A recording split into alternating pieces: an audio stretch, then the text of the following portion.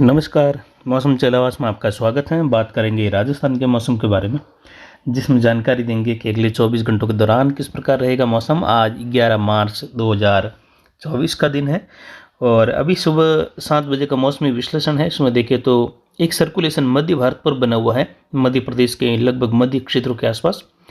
ये लगभग निचले स्तर पर है, इसका कोई विशेष प्रभाव नहीं है, लेकिन फिर भी धरातलीय क्षेत्रों का जो हलचल वाला माहौल है वह काफ़ी जो है उतार चढ़ाव में है और लगातार मध्य से दक्षिण भारत की ओर ये निचले स्तर में बदलेगा।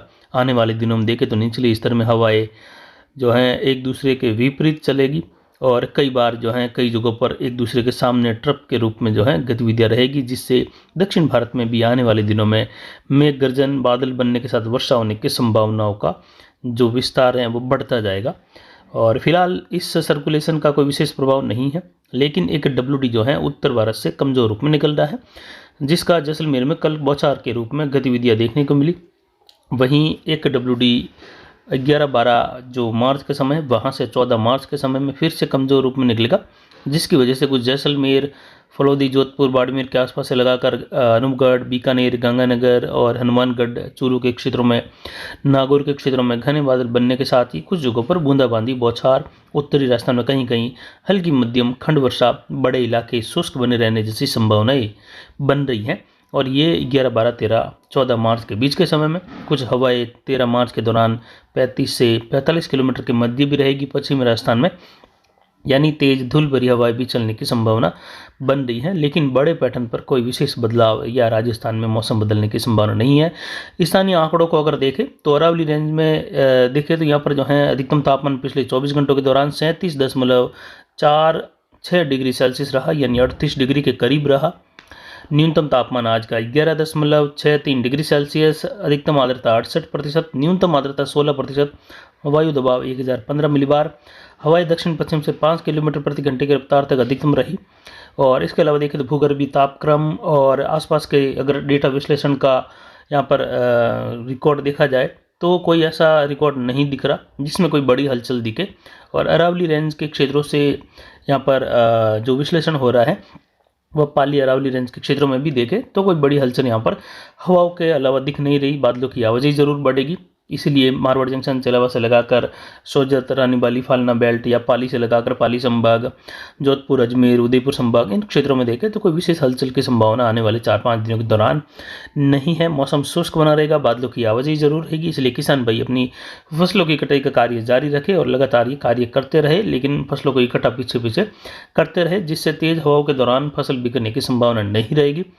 तो मौसम फिलहाल जो है इन क्षेत्रों में शुष्क बना रहेगा, लेकिन बीकानेर संभाग, जोधपुर संभाग के उत्तर पश्चिम इलाके, जैसलमेर और उत्तरी बाड़मेर से लगाकर बालोतरा के उत्तरी भागों से होते हुए जोधपुर, फलौदी, नागौर, हनुमानगढ़, गंगानगर, अनूपगढ़ बेल्ट, बीकानेर बेल्ट, इन क्षेत्रों में जो है खंड वर्षा होने की संभावना आने वाले 3 दिनों के दौरान घने बादलों की आवाजाही के साथ रहेगी, लेकिन नुकसानदायक वर्षा होने की संभावना फिलहाल इन क्षेत्रों में भी कोई विशेष नहीं है। हाँ, धूल भरी हवाएं चलने की संभावना है, जिससे कुछ जगहों पर किसानों के लिए चिंता और कुछ जगहों पर जो है कटी हुई फसलें उड़ सकती हैं या बिखर सकती हैं। तो किसान भाई ध्यान रखें, जैसे जैसे फसल कटाई हो वह फसलों को इकट्ठा करते रहे और उसको ढकते रहे। बाकी कोई बड़ा मौसमी बदलाव या नुकसानदायक बड़ी गतिविधियां होने की संभावना बिल्कुल भी फिलहाल नहीं है। तो किसान भाई फसल कटाई का कार्य जारी रखें।